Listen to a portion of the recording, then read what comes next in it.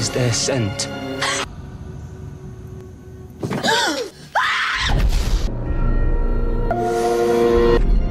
Learn how to preserve scent. There's a murderer out there! Bring out. Whatever. Nice. অন্ধকারে বসে থাকা একটি ছেলে যার হাত পা বেঁধে রাখা হয়েছে, তাকে শত শত মানুষের সামনে নিয়ে এসে মৃত্যুদণ্ডের আদেশ দেয়া হয়। সেইখানকার সব মানুষরা ক্ষিপ্ত ছিল, সবাই তাকে মারার জন্য উদ্বুদ্ধ হয়ে পড়ে। সেই মানুষদেরকে ঠেকিয়ে রাখা তাদের পক্ষে সম্ভব হচ্ছিল না। এত কিসের রাগ সবার এই ব্যক্তিটির প্রতি, সেটাই আমরা আজকের মুভিতে দেখব। সত্য ঘটনার উপরে তৈরি করা এই মুভিটি আজকে তোমাদের মাইন্ড ব্লো করে দেবে। 17 জুলাই 1738 সালের কথা। প্যারিসের কোনো এক ছোট শহরে একটি মাছ বিক্রেতা মহিলার পেটের ভিতরে জন্ম নেয় আমাদের জন বাপ্তিস। মহিলাটি মাছ বিক্রি করা অবস্থায় হঠাৎ করে তার ওয়াটার ব্রেক হয়ে আসে। সেই মহিলাটি তখন সেই দোকানের নিচেই জন বাপ্তিসকে জন্ম দেয়। জন্ম দেওয়ার পর জনকে মেরে ফেলার জন্য ছেড়ে দেওয়া হয় সেই মাছের গাদির মধ্যে। পচা মাছের গন্ধ, ইঁদুরের গন্ধ, অসুস্থ মানুষের গন্ধ, পোকামাকড়ের গন্ধ, এইসব নোংরা গন্ধের জন্য ও খানিক সময়ের ভিতরেই কান্না করে ওঠে। আশেপাশের সব মানুষরা লক্ষ্য করে দেখে সেইখানে একটি বাচ্চা কান্না করছে। তখনই জন বাপ্তিজের মা সেইখান থেকে পালিয়ে যাওয়ার চেষ্টা করলে মানুষেরা ওর মাকে ধরে তাকে ফাঁসি দিয়ে মৃত্যুদণ্ড দিয়ে দেয়। জন বাপ্তিজকে সেই ছোটবেলাতেই নিয়ে আসা হয় এতিমখানায়। সেই এতিমখানাটি পরিচালনা করত ম্যাডাম গাইলার্ড। ম্যাডাম গাইলার্ড জন বাপ্তিজকে পাওয়ার পর ওকে নিয়ে অন্যান্য বাচ্চাদের সাথে রুমের মধ্যে রেখে দেয়। যেই বাচ্চাটিকে সরিয়ে জন বাপ্তিজকে জায়গা করে দেওয়া হয়েছে, সেই বাচ্চাটি জন বাপ্তিজকে মেরে ফেলার চেষ্টা করে। একটি বালিশ নিয়ে যখন জন বাপ্তিজের মুখের উপরে চেপে ধরে, তখন ম্যাডাম গাইলার্ড সেইখানে চলে আসে এবং ওদেরকে বেত দিয়ে আঘাত করা শুরু করে। ম্যাডাম গাইলার্ডের জন্য জন বাপ্তিজ বিজনেসের একটি ধরন ছিল। আস্তে আস্তে আমাদের জন বাপ্তিজ বড় হওয়া শুরু করে। ও বড় হওয়ার সাথে সাথে ওর ঘ্রাণ নেওয়ার শক্তি আরো বেড়ে আসে। ও যে কোনো জিনিসের ঘ্রাণ নিয়েই বলতে পারে সেইটা কোন জায়গা দিয়ে এসেছে, কোথা থেকে এসেছে। বাচ্চারা ওকে দূর থেকে কোনো কিছু ছুঁড়ে মারলে ও গন্ধ সুখেই বলে দিতে পারতো কোন দিক থেকে সেটা ওকে আঘাত করবে। অন্যান্য বাচ্চাদের মতো জন বাপ্তিজ কখনোই সাধারণ স্বাভাবিক ছিল না। ও মৃত পশু পাখি থেকে শুরু করে সবকিছুর গন্ধ নিত এবং সেগুলোর সম্পর্কে জানার চেষ্টা করত। ও যে কোনো এক জায়গায় চোখ বন্ধ করেই গন্ধের মাধ্যমে অন্য জায়গায় চলে যেতে পারত। ওর যেই দিকে ঘ্রাণ নেওয়ার প্রয়োজন পড়তো ও সেই দিকে ওর মুখটাকে ঘুরিয়ে ঘ্রাণ নেওয়া শুরু করলে ও ঘ্রাণ সুখেই বলে দিতে পারতো কত দূর পর্যন্ত কোথায় কি আছে, এমনকি পানির নিচে পর্যন্ত কি আছে সেটাও ও বলে দিতে পারতো। জন বাপ্তিজের বয়স যখন 13 বছর হয়ে যায়, তখন ম্যাডাম গালিয়ার্ড ওকে এতিমখানা থেকে নিয়ে এসে গ্রিমলস ট্যানারির মালিক গ্রিমলসের কাছে বিক্রি করে দেয়। ম্যাডাম গাইলার্ড যখন টাকা নিয়ে সেইখান থেকে রওনা দেয়, তখন কিছু ব্যক্তিরা তাকে আক্রমণ করে সেইখানে মেরে ফেলে এবং টাকাগুলো নিয়ে চলে যায়। জন বাপ্তিজ ট্যানারির ভিতরে কাজ করা শুরু করার পর আস্তে আস্তে বছরের পর বছর যেতে থাকে এবং ওর গন্ধ নেওয়ার শক্তি কমে যেতে থাকে। দিনে 15 থেকে 16 ঘন্টার ডিউটি করার পর এবং সেইখানে ট্যানারির গন্ধ ছাড়া অন্য কোনো কিছু না পেয়ে জন বাপ্তিজ একেবারেই অন্য জগতের লোক হয়ে গিয়েছিল। একদিন গ্রিমল বাপ্তিজকে ডাক দিয়ে বলে, আমি আজকে তোমাকে ডেলিভারির জন্য নিয়ে যাব। জন বাপ্তিজ বহু বছর পর শহরে আসে এবং চারিপাশের সব গন্ধ তখন ওর কাছে নতুন মনে হচ্ছিল। ও সেইখানে থাকা সব ধরনের মানুষ, পশু পাখি, যত ধরনের বস্তু হয়, জগ হয়, গ্লাস হয়, মগ হয়, সব কিছুর গন্ধ পাওয়া শুরু করে। সব ধরনের খাবারের ঘ্রাণ ওর নাকে আসা শুরু করে। ও মানুষের পোশাক আশাকের ঘ্রাণ পাওয়া শুরু করে। ও ঘ্রাণ পাওয়া শুরু করে মেয়েদের। তখনই গ্রিমাল ওকে ডেলিভারির কাজ সম্পন্ন করার জন্য ডেকে নিয়ে যায়। গ্রিমাল সেইখান থেকে চলে যাওয়ার পর জন বাপ্তিজ প্রথমবারের মতো পারফিউমের গন্ধ পায় এবং সেই পারফিউমের গন্ধ ফলো করে ও একটি পারফিউম স্টোরের সামনে চলে আসে। সেইখানে দেখতে পায় একজন পারফিউমিস্ট আমোর এন্ড সাইকি নামের একটি খুব নামি দামি পপুলার পারফিউম তাদেরকে ট্রাই করাচ্ছে।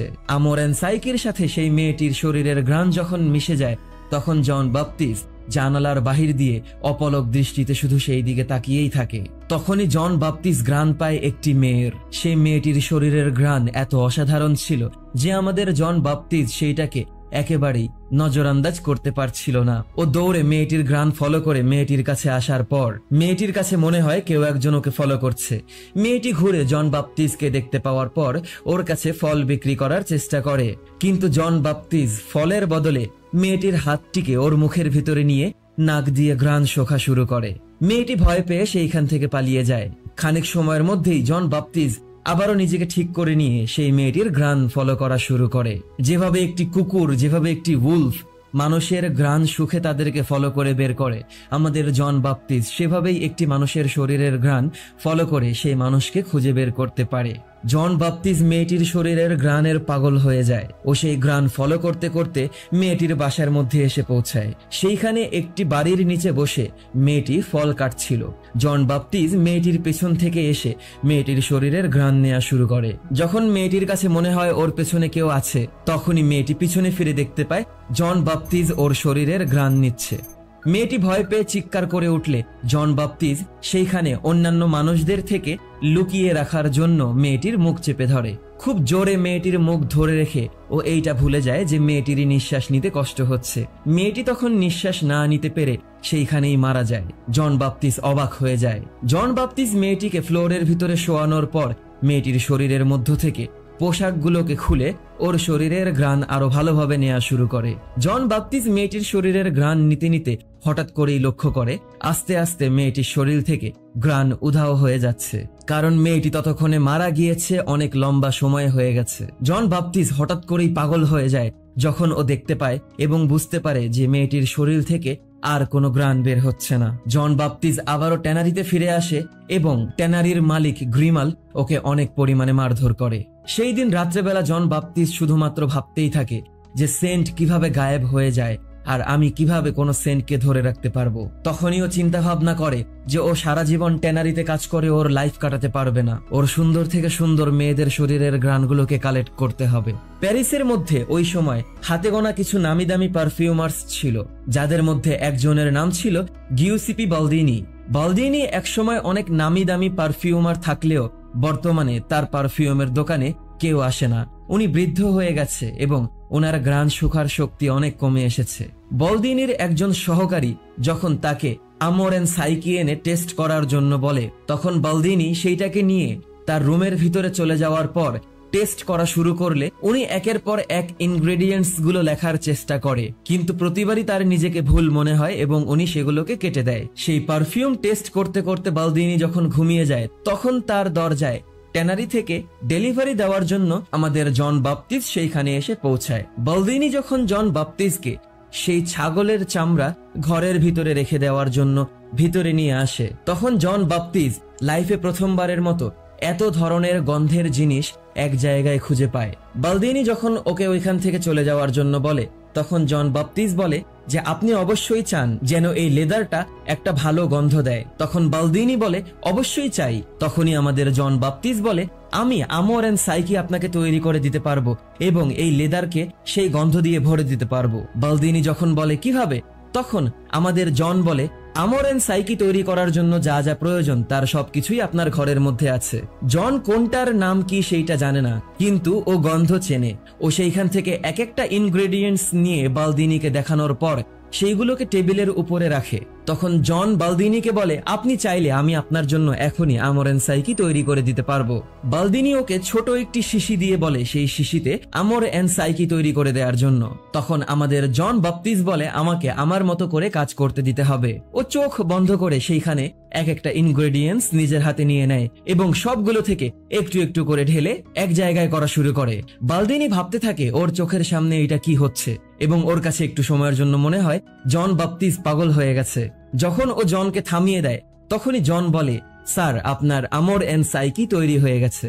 ও সেইটাকে টেস্ট করার জন্য একটি রুমালের ভিতরে 2 ফোঁটা ছেড়ে দিয়ে ঘ্রাণ নিয়ে দেখে যে এইটা আসলেই আমোর এন্ড সাইকি। ওর মুখ দিয়ে শুধুমাত্র একটাই শব্দ বের হয়, মাম্মা মিয়া। ঠিক তখনই জন বাপ্তিস্ট বলে এইটা আমোর এন্ড সাইকি হতে পারে, কিন্তু এইটা একটা ভালো পারফিউম নয়, আমি আপনাকে এর থেকেও ভালো পারফিউম তৈরি করে দিতে পারবো। ও সাথে সাথে আরো কিছু জিনিস এক জায়গায় করে সেগুলোকে মিশ্রণ করা শুরু করে এবং একটি পারফেক্ট পারফিউম তৈরি করে সেইটাকে বালদিনির হাতে তুলে দেয়। বালদিনি কি বলবে বুঝতে পারছিল না, কিন্তু বালদিনি ওকে তখন সেই রাতে ওর ঘর থেকে বের হয়ে যাওয়ার জন্য বলে। জন ওকে বলে আপনি যদি চান তাহলে আমি আপনার হয়ে কাজ করতে চাই, আমি শিখতে চাই কিভাবে গন্ধ ধরে রাখা সম্ভব। বালদিনি জনকে বিদায় দেওয়ার পর চলে আসে ওর ঘরের মধ্যে এবং সেই পারফিউমের কৌটা খুলে সেইখান থেকে ঘ্রাণ নেওয়ার সাথে সাথে আমাদের বালদিনি অন্য একটি জগতে হারিয়ে যায়। ও অনুভব করতে পারে যে ও জোয়ান হয়ে গেছে। ও দেখতে পায় ওর পাশে ওর সুন্দরী স্ত্রী ওর গালে চুমু দিয়ে দিচ্ছে। ওর মনে পড়ে যায় ওর বিয়ের সময়ের কথা। ওর কাছে মনে হয় ও জান্নাতে পৌঁছে গেছে। পরের দিন বালদিনি চলে আসে গ্রিমালের কাছে এবং 50 ফ্রান্সিসের বদলে আমাদের জন বাপ্তিস্টকে বালদিনি কিনে নেয়। সেই দিন এত পরিমাণ টাকা পেয়ে গ্রিমাল রাতের বেলা যখন পার্টি করে বাসায় পৌঁছাচ্ছিল, তখন ও নেশাগ্রস্ত থাকা অবস্থায় একটি ঘোড়ার গাড়ি থেকে নিজেকে বাঁচাতে গিয়ে সেইখানে থাকা পানির মধ্যে পড়ে যায় এবং ডুবে মারা যায়। জন বাপ্তিস্ট বালদিনির সাথে কাজ করা শুরু করে। ওরা একসাথে ভালোর থেকে ভালো পারফিউম তৈরি করা শুরু করে এবং বালদিনির বিজনেস একেবারেই চাঙ্গা হয়ে যায়। জন বাপ্তিস্ট বালদিনিকে পারফিউম তৈরি করে দিতে থাকে এবং অন্যদিকে বালদিনি জন বাপ্তিস্টকে পারফিউমের সম্পর্কে সবকিছু শেখানো শুরু করে। তখন গিয়ে বালদিনি বলে একটা পারফেক্ট পারফিউমের 12টা কোড হয়। তখন বালদিনি বলে যে ইতিহাস সাক্ষী আছে যে একটা পারফেক্ট পারফিউম তৈরি করার জন্য তোমাকে এই 12টার পরে আরো একটি এক্সট্রা ইনগ্রেডিয়েন্ট অ্যাড করতে হবে, একটা এক্সট্রা নোট তোমাকে তৈরি করতে হবে যেটা তোমাকে জান্নাতের সুগন্ধ এনে দেবে। পৃথিবীর ইতিহাসে আজ পর্যন্ত ফেরাউনের টুম্বে একবার সেই পারফিউম খুঁজে পাওয়া গিয়েছিল। আজ থেকে হাজারো বছর আগে সেই সময় যখন সেই পারফিউমের কৌটা খোলা হয়েছিল, তখন খানিক সময়ের জন্য মানুষদের কাছে মনে হয়েছিল তারা সবাই জান্নাতে আছে। কিন্তু এই 12টা কোডের পর 13 নম্বর কোড আজ পর্যন্ত কেউ খুঁজে বের করতে পারেনি যে সেইটা কি ছিল।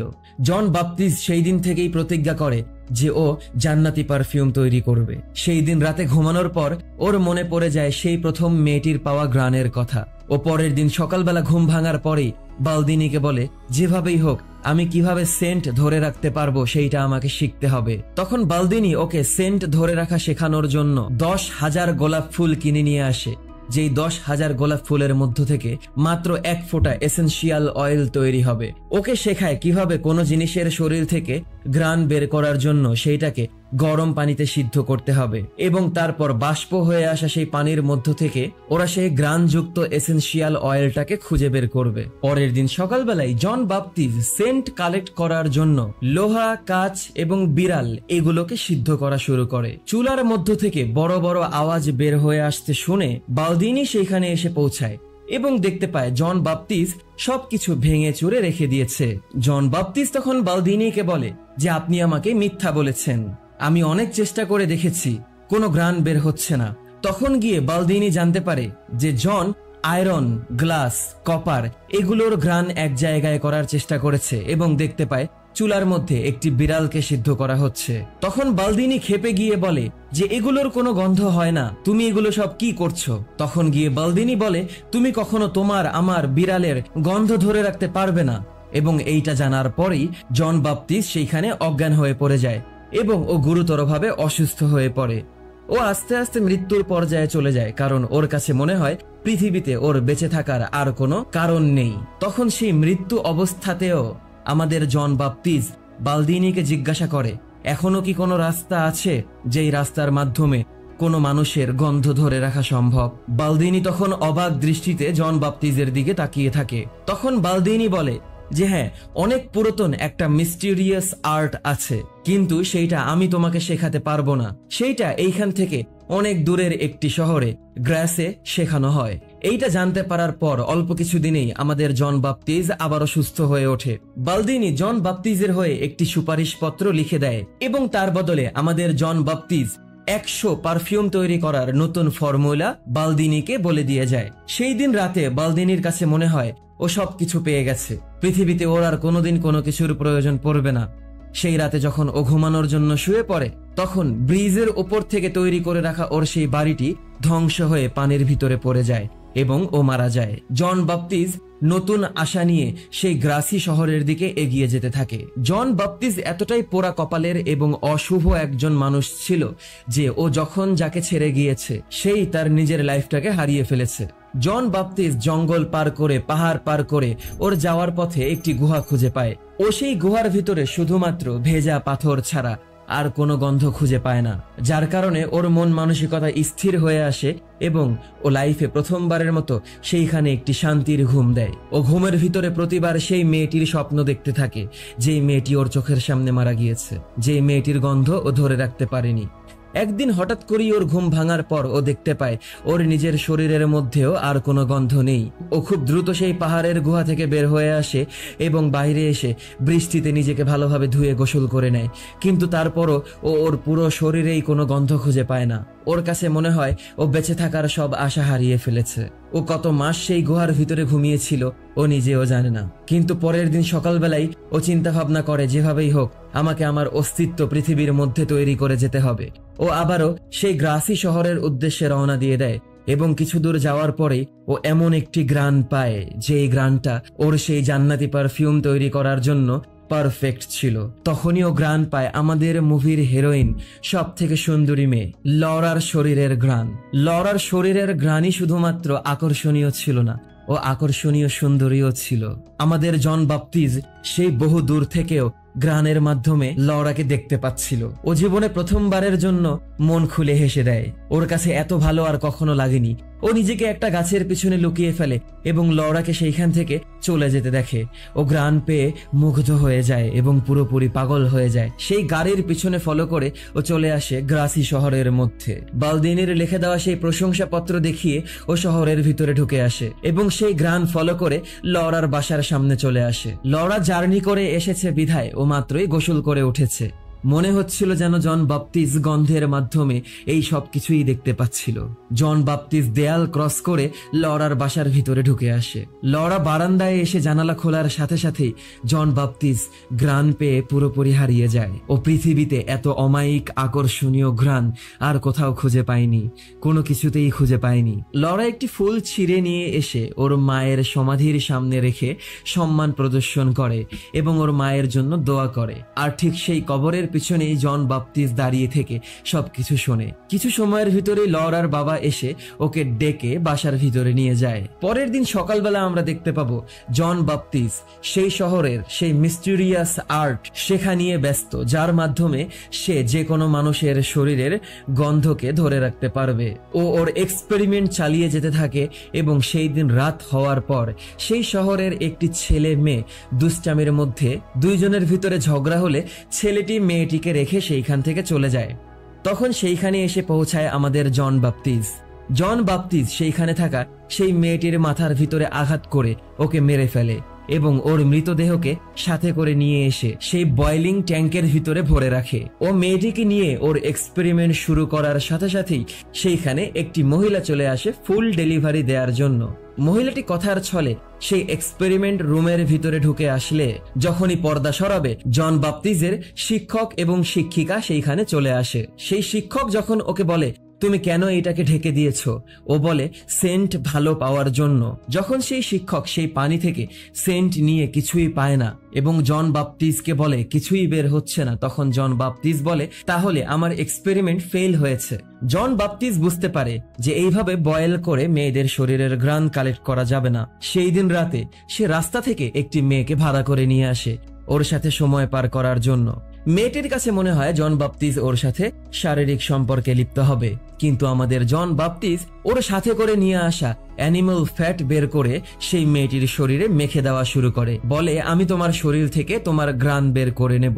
ও অ্যানিমাল ফ্যাটের উপরে কাপড় লাগানোর পর সেইটাকে সেচে নেওয়ার জন্য যখন একটি কাঁচি বের করে তখন সেইটাকে দেখার পর মেয়েটি ভয় পেয়ে যায় এবং মেয়েটি অস্বীকৃতি জানায় আর জন বাপ্তিজকে রুম থেকে বের হয়ে যাওয়ার জন্য বলে। জন বাপ্তিজ মেয়েটির মাথার পিছন দিক দিয়ে এসে ওর মাথায় আঘাত করে ওকে মেরে ফেলে এবং ওর মাথার চুলগুলোকে কেটে আলাদা করে ওর পুরো শরীরের ভিতরে অ্যানিমাল ফ্যাট মেখে দেয় এবং কাপড় দিয়ে আটকে দেয়। সেই দিন পুরো রাত লাগিয়ে ও সেই মেয়েটির শরীর থেকে অ্যানিমাল ফ্যাটগুলোকে কালেক্ট করে এবং সেইগুলোকে ওর এক্সপেরিমেন্ট রুমে নিয়ে আসার পর সেগুলোকে এক জায়গায় করে পানিতে ফুটিয়ে সেই জলীয় বাষ্প থেকে মেয়েটির শরীরের ঘ্রাণ বের করতে সক্ষম হয়। পরের দিন সকালবেলা পুলিশরা যখন সেই মেয়েটির মৃতদেহ নিয়ে যাচ্ছিল তখন ও সেই সেন্ট টেস্ট করার জন্য সেই সেন্ট নিয়ে চলে আসে ওই মেয়েটির কুকুরের কাছে।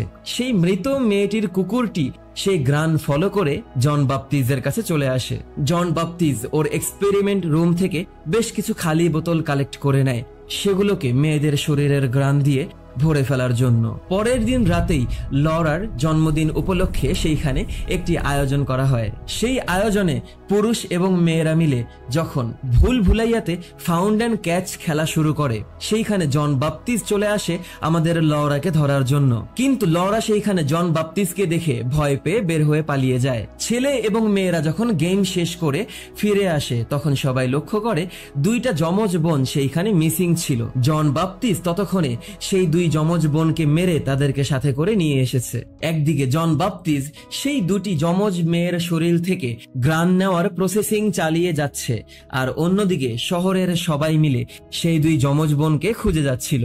জন বাপ্তিস্ট সেই মেয়ে দুটির শরীর থেকে গ্রান কালেক্ট করার পর সেগুলোকে লুকানোর আগেই সেইখানে ওর টিচার চলে আসে। ওর টিচার যখন ওকে বকাবাদ্য করবে তখনই ও ওর তৈরি করা এক ফোঁটা সেন্ট হাতের ভিতরে লাগিয়ে নেয় এবং ওর টিচার অনেক রাগান্বিত হয়ে রুমের ভিতরে আসলেও ওর সামনে এসে একেবারেই নরম হয়ে যায় সেই ঘ্রাণ পেয়ে এবং ওর সাথে ভালোভাবে কথা বলে সম্মান দিয়ে। পরের দিন সকালবেলা সেই শহরের মানুষরা সেই যমজ দুই মেয়ের মৃতদেহ খুঁজে পায় পানির মধ্যে।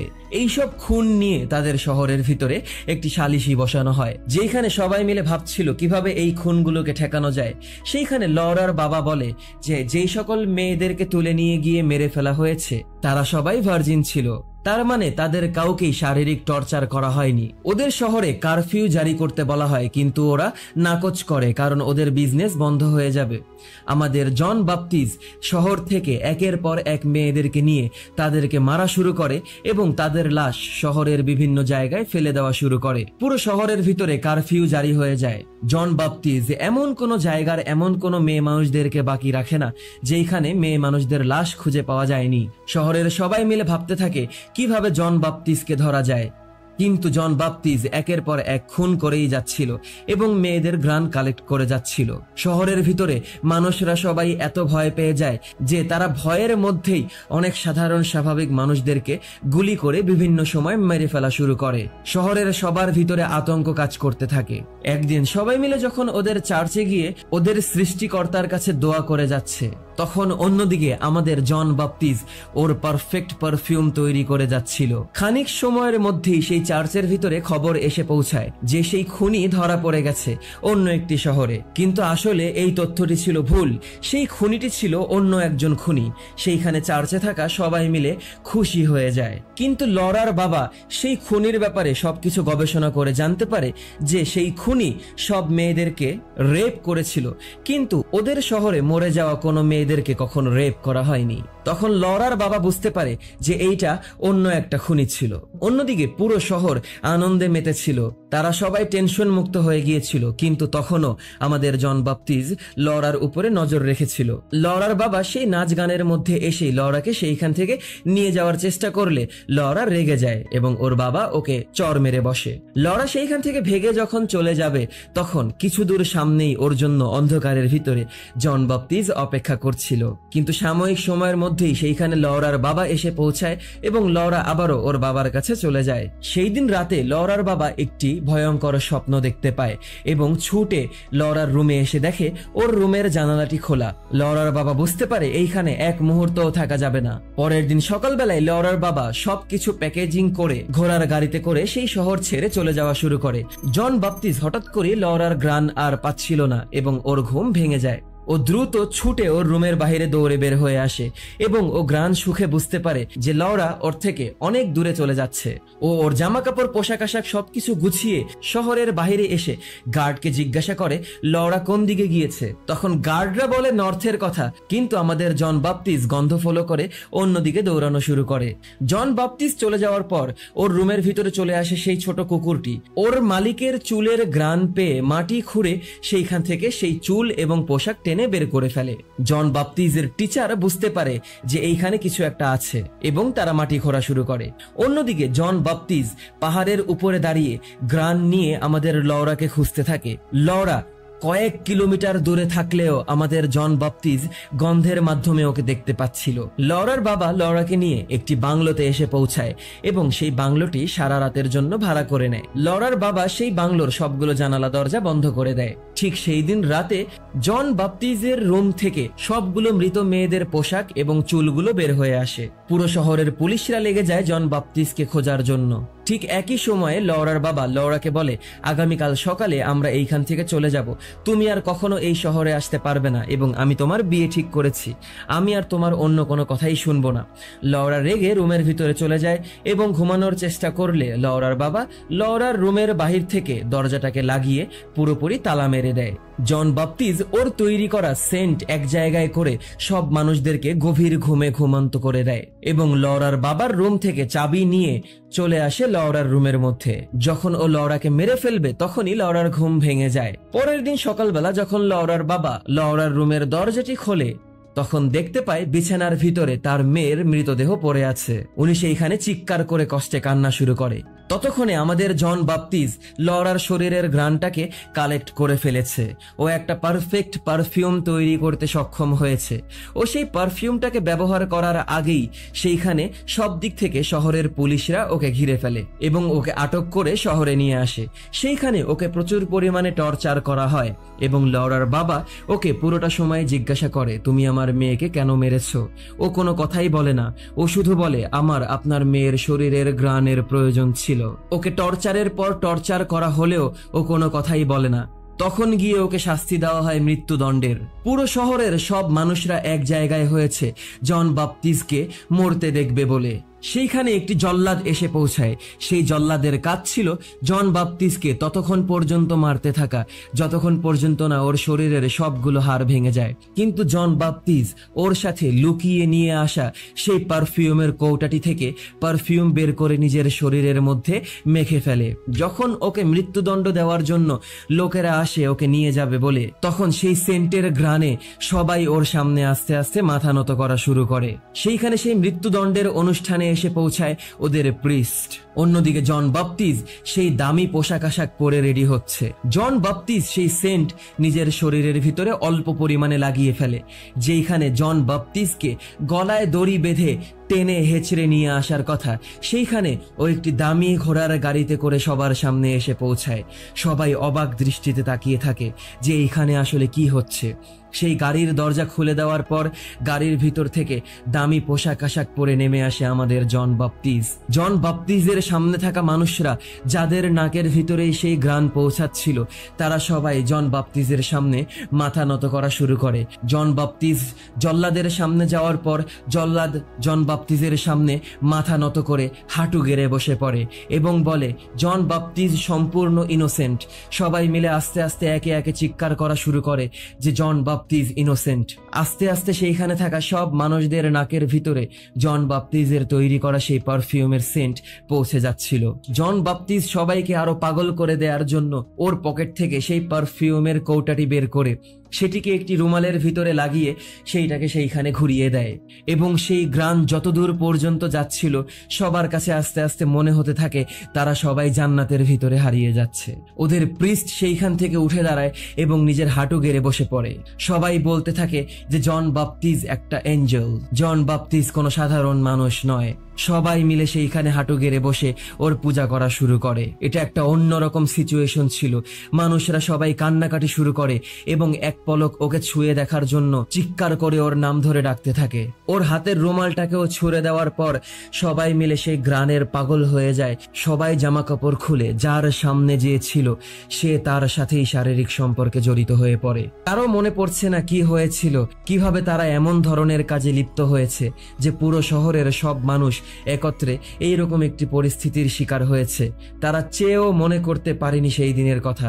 তারা শুধুমাত্র নিজেদের মনকে সান্ত্বনা দেওয়ার জন্য জন বাপ্তিজের সেই টিচারকে নিয়ে এসে তাকে মৃত্যুদণ্ড দেয়, কারণ তারা সবাই জন বাপ্তিজের কথা একেবারেই ভুলে গিয়েছে। জন বাপ্তিজ সেই সেন্ট হাতে করে নিয়ে হাঁটতে হাঁটতে এসে ওর সেই পুরাতন শহরে পৌঁছায় যেখানে ও জন্মগ্রহণ করেছিল। ও ঠিক ওর জন্ম নেওয়ার সেই জায়গায় এসে সেন্টের বক্সটি খুলে নিজের শরীরের ভিতরে পুরো সেন্টকে ঢেলে দেয় এবং সেইখানে থাকা সব মানুষরা সেই জান্নাতি গন্ধের ক্ষুধার্ত হয়ে যায়। সব মানুষদের কাছে মনে হয় তাদের সামনে একটি এঞ্জেল এসে পৌঁছেছে।